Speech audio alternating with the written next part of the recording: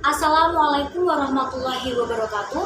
Perkenalkan, nama saya Maisit Hairiani Kirana dengan NIM B211220082. Di sini saya akan menjelaskan mengenai hakikat penciptaan manusia. Di dalam Al-Quran terdapat 3 istilah kunci yang menjelaskan mengenai manusia. Yang pertama yaitu Al-Insan, yang kedua yaitu Al-Bashar, dan yang ketiga yaitu Bani Adam. Manusia merupakan makhluk yang paling sempurna yang diciptakan oleh Allah Subhanahu wa Ta'ala dengan unsur ruhaniyah dan jasmaniyah, serta dilengkapi dengan akal dan pikiran. Berbeda dengan makhluk-makhluk yang lainnya, sebagaimana yang telah difirmankan oleh Allah Subhanahu wa Ta'ala dalam surat At-Tin ayat 4. A'udzubillahi minasyaitonirrajim. Bismillahirrahmanirrahim. Laqad khalaqnal insana fi ahsani taqwim, yang artinya sungguh kami telah menciptakan manusia dalam bentuk yang sebaik-baiknya. Lalu bagaimana proses penciptaan manusia itu? Di dalam pandangan Islam, pastinya penciptaan manusia tidak lepas dari kisah Nabi Adam alaihissalam, di mana Nabi Adam alaihissalam merupakan manusia yang pertama kali diciptakan di muka bumi ini dan diturunkan di muka bumi ini. Dalam Al-Quran juga menjelaskan bahwa manusia itu diciptakan dari saripati tanah, yang dijelaskan dalam Al-Quran surat Al-Mu'minun ayat 12-14. A'udzubillahi minasyaitonirrajim. Bismillahirrahmanirrahim. Walaqad khalaqnal insana min sulalatin min tin, tsumma ja'alnahu nutfatan fi qararin makin, tsumma khalaqna nutfatan 'alaqatan fa khalaqna al-'alaqata mudghatan fa khalaqna mudghatan idama fa kasawna al-idama lahman tsumma ansha'nahu khalqan akhar fatabarakallahu ahsanul khaliqin, yang artinya, dan sesungguhnya kami telah menciptakan manusia dari suatu saripati berasal dari tanah, kemudian kami menjadikannya air mani yang disimpan dalam tempat yang kukuh, rahim.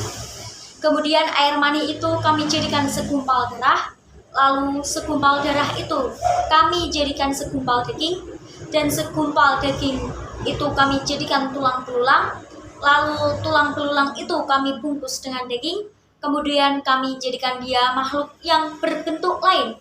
Maka maha sucilah Allah, pencipta yang paling baik. Seorang teori biologi juga mengemukakan pendapat. Teori biologi tersebut bernama Charles Darwin. Beliau mengatakan bahwa proses penciptaan manusia itu berasal dari evolusi makhluk-makhluk sebelumnya. Manusia diciptakan di muka bumi ini pastinya tidak lepas akan hakikatnya. Di dalam pandangan Islam, itu menyebutkan bahwa ada 6 hakikat manusia. Yang pertama yaitu manusia sebagai hamba Allah. Allah Subhanahu wa Ta'ala menciptakan manusia dengan tujuan agar mereka beribadah dan taat kepadanya, sebagaimana yang telah difirmankan oleh Allah Subhanahu wa Ta'ala dalam surat Az-Zariyat ayat 56. A'udzubillahi minasyaitonirrajim. Bismillahirrahmanirrahim. Wa ma khalaqtul jinna wal insa illa liya'budun, yang artinya, aku tidak menciptakan jin dan manusia melainkan agar mereka beribadah kepadaku. Yang kedua yaitu hakikat manusia sebagai al-nas. Manusia merupakan makhluk sosial, di mana manusia itu hidup dengan berkelompok, tidak bisa menjadi makhluk individual, atau manusia hidup dengan diri sendiri, tidak membutuhkan orang lain, sebagaimana yang telah dijelaskan oleh Allah dalam surat An-Nas, yang berarti berkelompok. Hakikat manusia yang ketiga yaitu manusia sebagai khalifah.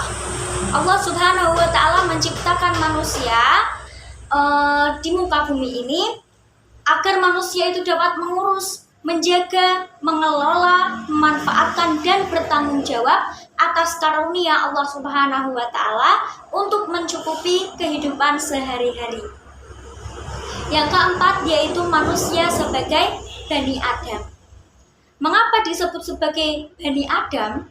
Karena sudah dijelaskan dalam Al-Quran bahwa manusia itu merupakan keturunan dari Nabi Adam alaihissalam, bukan dari evolusi makhluk-makhluk sebelumnya seperti yang dikemukakan oleh Charles Darwin.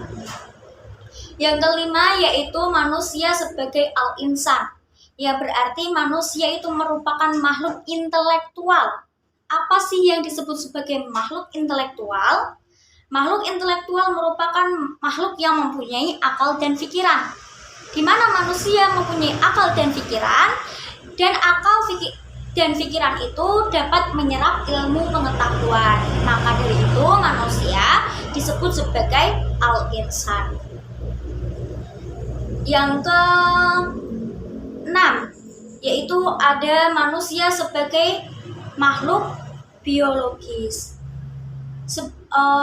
Manusia disebut sebagai makhluk biologis atau al-bashar, di mana manusia itu mempunyai hawa nafsu, mempunyai keinginan, mempunyai rasa ingin makan, mempunyai rasa ingin minum, mempunyai rasa ingin menikah, mempunyai rasa ingin mempunyai keluarga.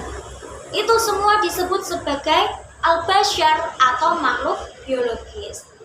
Nah, bisa kita simpulkan bahwa manusia merupakan makhluk yang paling sempurna yang diciptakan oleh Allah Subhanahu wa taala, berbeda dengan makhluk-makhluk yang diciptakan lainnya.